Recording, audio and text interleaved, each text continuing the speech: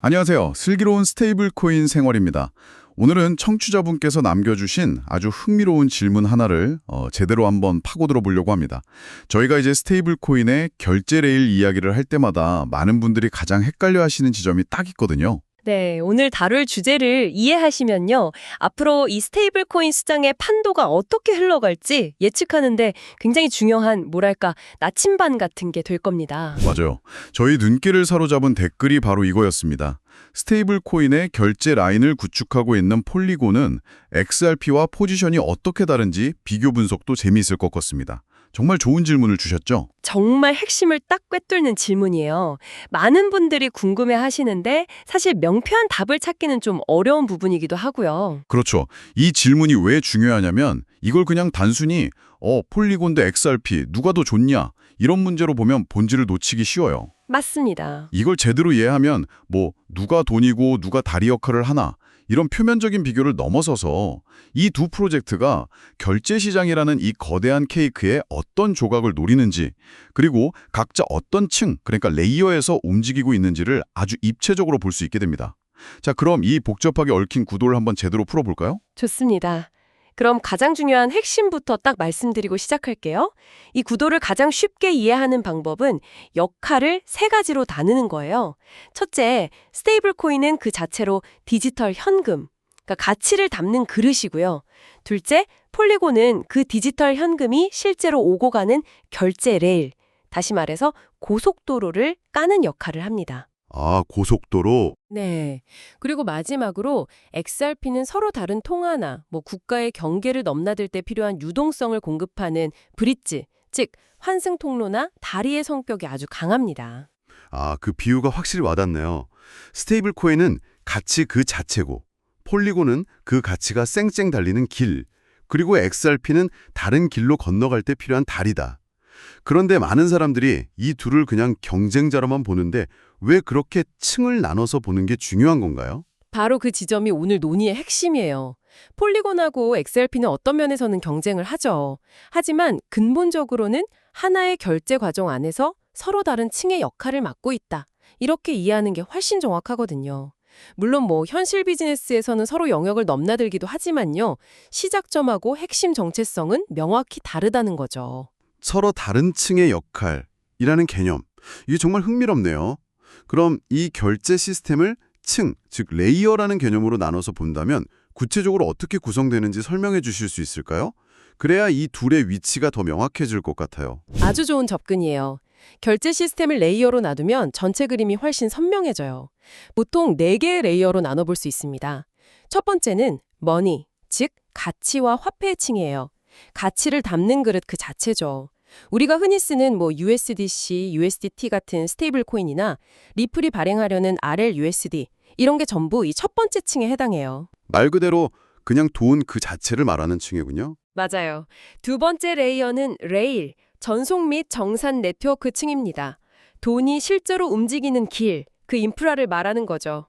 폴리곤이나 아니면 이더리움의 여러 레이어 2 솔루션, 솔라나 그리고 XRP의 원장인 XRPL 같은 블록체인 네트워크들이 바로 이 레일 역할을 합니다. 돈이 어디 위에서 움직이냐 이걸 결정하는 층이라고 보시면 돼요.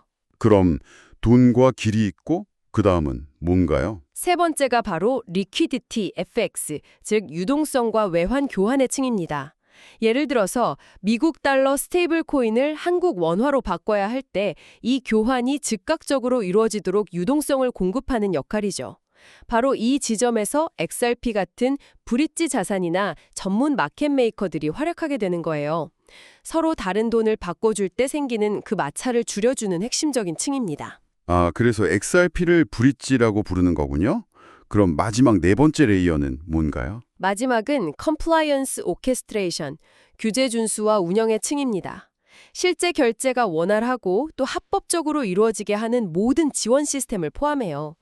고객 신원 확인 KYC, 자금 세탁 방지 AML 같은 규제 솔루션부터 사용자 지갑, 그리고 기업들이 이걸 쉽게 관리하도록 돕는 운영 툴까지 전부 여기에 속하죠. 와, 머니, 레일, 유동성, 규제 운영 이렇게 네 가지 레이어로 나누니까 정말 명확해지네요. 그럼 이 프레임에 맞춰서 다시 한번 폴리곤과 XRP의 위치를 짚어주시죠. 네, 이 프레임워크에 따르면 폴리곤의 핵심 정체성은 두 번째 층인 레일을 구축하고 강화하는 데 있어요.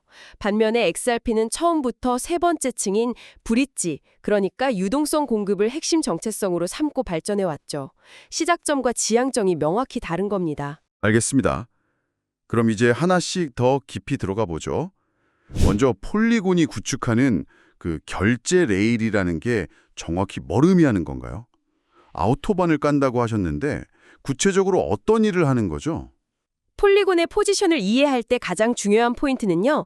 폴리곤이 스테이블 코인을 직접 만드는 주체가 아니라는 점이에요. 그보다는 이미 시장의 신뢰를 얻은 USDC나 USDT 같은 주요 스테이블 코인들이 있잖아요. 이런 코인들이 자신들의 네트워크 위에서 더 저렴하고 더 빠르게 돌아갈 수 있도록 고성능 인프라를 제공하는 데 집중하고 있죠.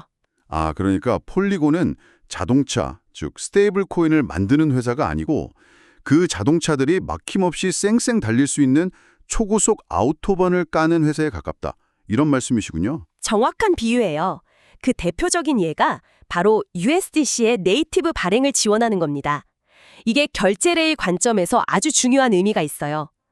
과거에는 다른 체인에 있는 USDC를 폴리곤으로 가져오려면 브리지라는 좀 복잡한 기술을 써야 했어요.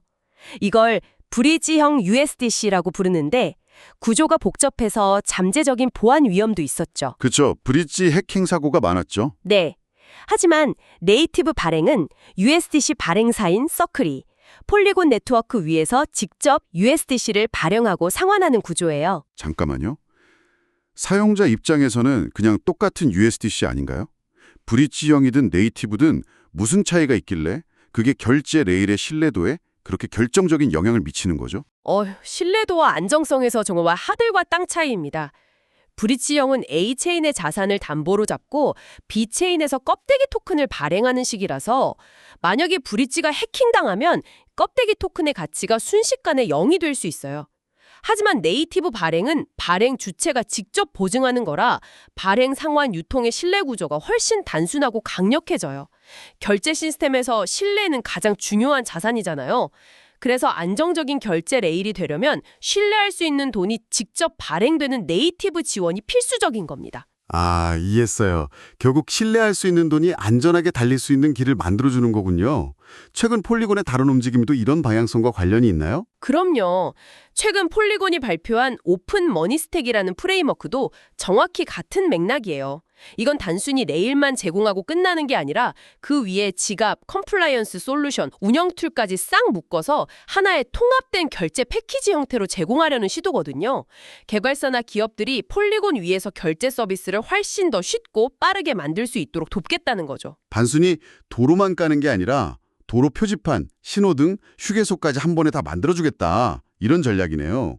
그럼 폴리곤의 포지션을 한 문장으로 다시 요약한다면요. 스테이블 코인 결제를 위한 핵심 인프라, 레일과 그 주변 운영 툴, 스택을 제공하는 공급자, 이렇게 정의할 수 있습니다. 명쾌하네요. 그럼 이제 반대편으로 한번 넘어가 볼게요. 폴리곤의 아우토반 비유는 이해가 됐어요. 그런데 여기서 궁금한 게 XRP도 XRPL이라는 자체 고속도로가 있잖아요. 그런데도 왜 XRP의 핵심 정체성은 레일이 아니라 브리지라고 강조하시는 건가요? 그 차이가 명확하게 와닿지가 않네요. 바로 그 질문이 XRP를 이해하는 핵심 열쇠입니다. XRP는 탄생 배경 자체가 브릿지라는 서사와 아주 밀접하게 연결되어 있어요. 서로 다른 통화, 다른 국가, 다른 은행의 결제망 사이에 존재하는 엄청난 마찰과 비용, 이걸 줄이는 게 XRP의 핵심 목표였거든요. 즉, 단절된 섬과 섬을 이어주는 다리 역할을 하겠다는 것이었죠. 그 핵심 기술이 바로 ODL, 온디맨드 리퀴디티였죠. 맞아요. 리플사가 내세운 ODL, 주문형 유동성 솔루션의 아이디어를 이해하려면 기존 국제 송금 방식의 문제점을 알아야 해요. 기존에는 은행들이 해외 송금을 하려면 노스트로보스트로 계좌라고 해서 상대 국가 은행의 그 나라 통화를 미리 예치해 두어야 했어요. 예를 들어 한국은행이 미국으로 돈을 보내려면 미국은행에 미리 달러를 쌓아두어야 했죠. 이 과정에서 엄청난 자본이 묶이게 되고 비용이 발생해요. 아, 전 세계에 자본이 되게 비효율적으로 묶여있는 그런 문제가 있었군요. 바로 그거죠. ODL은 이 문제를 풀기 위해 등장했습니다. 현지 통화를 미리 쌓아두는 대신에 송금이 필요한 바로 그 순간에 자국 법정 통화, XRP, 상대국 법정 통화 이 순서로 순식간에 환전해서 유동성을 조달하는 구조예요. 여기서 XRP는 두 법정 통화 사이를 오가는 브릿지 역할을 하는 거고요. 덕분에 자본을 묶어둘 필요가 없어지고 비용을 크게 절감할 수 있다. 이게 핵심 설명입니다. 그렇게 하면 XRP의 브릿지라는 정체성은 여전히 강력하게 유지되고 있는 것 같네요. 그런데 최근에 중요한 변화가 있다고 하셨는데 그건 무엇인가요? 네, 바로 이 지점이 오늘날의 구도를 이해하는 데 아주 중요해요. 리플사는 이제 더 이상 XRP만 고집하지 않는다는 겁니다. 그들은 XRP라는 브릿지 자산에 더해서 자신들이 직접 총재하는 스테이블코인, RLUSD죠. 그리고 규제권 내의 결제 인프라 전체를 장악하려는 방향으로 빠르게 확장하고 있어요. 아, 단순히 다리 역할에만 머무는 게 아니라 결제 스택 전체를 아우르려는 움직임이군요. 어떤 움직임에서 그런 걸 느낄 수 있죠? 여러 가지가 있어요. 리플이 미국에서 은행 인가, 즉 차터를 받으려고 시도하거나 중앙은행인 연준에 마스터 계정 확보에 공을 들이는 모습들이 대표적이에요. 이건 제도권 금융 시스템의 핵심부로 직접 들어가겠다는 의지의 표현이거든요. 또 최근에 스테이블코인 결제 인프라 업체를 인수한 것도 브리지 역할과 스테이블코인 결제 스택을 하나의 몸으로 만들려는 큰 그림의 일부로 볼 수 있죠. 흥미로운데요. 자체 스테이블 코인인 RLUSD를 다른 레이어 2 네트워크로 확장하려는 움직임도 있던데 그건 어떻게 봐야 할까요? 그건 역시 아주 중요한 신호입니다. 현실 세계의 결제는 결국 멀티체인 환경에서 이루어질 것이라는 현실을 인정한 거죠. 자신들의 XRPL 생태계 안에만 머무르지 않고 폴리곤이나 다른 이더리움 L2처럼 유동성과 개발자 활동이 풍부한 곳으로 직접 진출해서 영향력을 확대하겠다는 전략입니다. 그렇군요. 그럼 현재 시점에서 XRP와 리플의 포지션을 종합적으로 요약한다면 어떻게 될까요? XRP는 여전히 브리지 유동성 레이어의 대표 자산으로서의 정체성을 가지고 있고요. 리플사는 여기에 더해 기관용 결제 및 정산 스택, 즉 규제와 운영을 함께 제공하는 종합 솔루션 기업으로 빠르게 확장하고 있다. 이렇게 정리할 수 있겠네요. 알겠습니다. 이론적인 설명은 이제 충분히 이해가 된 것 같아요. 폴리곤은 레일 더하기 운용 툴, 리플과 XRP는 브릿지 더하기 기관용 스택. 그럼 이걸 실제 비즈니스 현장에 한번 적용해보죠. 구체적인 시나리오를 통해 비교해 주시면 청취자분들이 더 와닿을 것 같아요. 물론이죠. 지금부터가 진짜 비교 포인트라고 할 수 있습니다. 세 가지 대표적인 시나리오를 통해 살펴볼게요. 첫 번째는 시나리오 A, 온체인 기반의 디지털 결제예요. 예를 들면 모바일 앱 내 결제나 핀테크 서비스, 온라인 가맹점 정산 같은 경우를 생각해 볼 수 있죠. 우리가 일상에서 흔히 접하는 그런 소액 결제 같은 것들이네요. 이 영역에서는 누가 더 유리할까요? 이 영역에서 경쟁의 핵심은요, 수수료, 속도, 그리고 개발 생태계와 지갑 호환성이요. 개발자들이 얼마나 쉽게 서비스를 연동하고 사용자들이 얼마나 편리하게 지갑을 쓸 수 있느냐, 이게 관건이죠. 이런 구간에서는 폴리곤 같은 EVM 호환 레일이 굉장히 유리한 고지를 점하고 있어요. 이미 수많은 앱과 지갑, 개발 툴들이 EVM 표준을 따르고 있어서 서비스를 붙이기가 훨씬 쉽거든요. 게다가 아까 말씀드린 것처럼 최근에는 결제 스택 전체를 패키지로 제공하면서 기업들의 도입을 유도하고 있죠. 아, 개발 편의성이랑 생태계 확장성 면에서는 폴리곤의 홈그라운드다 이렇게 볼 수 있겠네요. 그럼 두 번째 시나리오는 뭔가요? 시나리오 B, 국가 간 송금 및 통화 교환입니다. 특히 외환, FX 비용이 비싸거나 규제가 복잡한 신흥국 간의 송금 경로를 생각해 볼 수 있어요. 이 영역에서의 경쟁 핵심은 조금 달라요.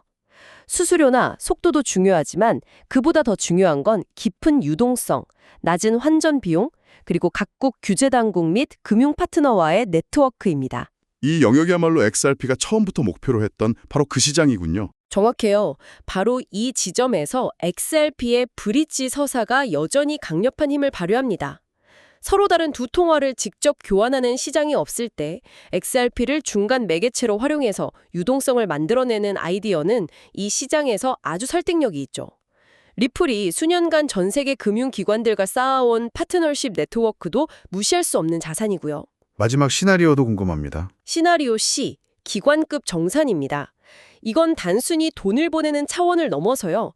규제권 안에서 자산의 발행, 상환, 감사, 수탁까지 모든 과정이 투명하고 규제를 준수하며 이루어져야 하는 시장이에요. 예를 들면 거대 금융기관 간의 채권 결제나 아니면 중앙은행 디지털 화폐, CBDC 관련 프로젝트 같은 것들이 여기에 해당되겠죠. 기술적인 문제를 넘어서 규제와 신뢰가 경쟁의 핵심이 되는 영역이겠군요. 바로 그겁니다. 이제 경쟁의 축은 단순히 어느 체인이 더 빠른가가 아니라 누가 규제 당국의 인가와 감독을 받는가로 넘어가고 있어요. 리플이 그토록 은행 차터나 연준 마스터 계정 같은 제도권의 자격증을 얻으려고 노력하는 이유가 바로 이 거대한 기관급 시장을 선점하기 위한 포석이라고 볼 수 있죠. 이 시장은 기술만으로는 절대 진입할 수 없는 영역이니까요. 정말 명쾌한 비교네요. 어떤 비즈니스 문제냐에 따라서 유리한 플레이어가 완전히 달라지는군요. 자, 그럼 오늘 나눈 긴 이야기를 최종적으로 정리해 볼 시간입니다. 네, 오늘 청취자분께서 주신 질문, 폴리곤과 XRP의 포지션은 어떻게 다른가? 여기에 대한 한 줄 답변을 다시 한번 확인해 보죠. 폴리곤은 스테이블 코인이 달리는 결제 고속도로 포지션에 집중하고 있고, XRP는 서로 다른 통화가 교환되는 순간 유동성을 공급하는 브릿지 포지션이 강하다. 이렇게 정리할 수 있어요. 그리고 중요한 건 둘 다 자신의 시작점에만 머물러 있지 않다는 거겠죠? 맞아요. 그게 2020년 현재의 가장 중요한 흐름입니다. 양쪽 모두 단순히 하나의 역할에만 머무르지 않는다는 점이죠. 폴리곤은 레일에서 시작해서 운영, 규제 툴을 포함하는 통합 스택으로 나아가고 있고요. 리플과 XRP는 브릿지에서 시작해서 마찬가지로 규제권 내에 통합 스택으로 수렴하고 있어요. 결국 모두가 결제라는 큰 시장을 장악하기 위해서 각자의 출발점에서부터 영토를 확장하고 있는 셈입니다. 결국 오늘 우리가 이야기한 4가지 레이어 프레임워크를 기억하는 게 정말 중요하겠네요. 그렇습니다. 이 프레임워크를 꼭 기억하시면 좋겠어요. 첫째, 가치를 담는 돈, 즉 스테이블 코인. 둘째, 돈이 달리는 레일, 폴리곤 같은 거요. 셋째, 돈을 바꿔주는 브릿지, XRP 같은 거. 그리고 넷째, 이 모든 것을 지원하는 운영 규제 스택. 이 4가지 레이어로 전체 그림을 보시면 앞으로 어떤 새로운 프로젝트나 기술이 등장하더라도 그 위치와 역할을 훨씬 선명하게 파악하실 수 있을 겁니다. 네, 오늘 정말 유익한 시간이었습니다. 겉보기에는 치열한 경쟁 관계처럼 보이지만 실제로는 서로 다른 레이어에서 각자의 역할을 수행하면서 전체 결제 시장을 혁신해 나가는 사례들, 앞으로도 계속해서 깊이 있게 파헤쳐보도록 하겠습니다. 슬기로운 스테이블 코인 생활, 오늘은 여기서 마무리할게요. 다음 시간에 더 흥미로운 주제로 다시 찾아뵙겠습니다. 감사합니다.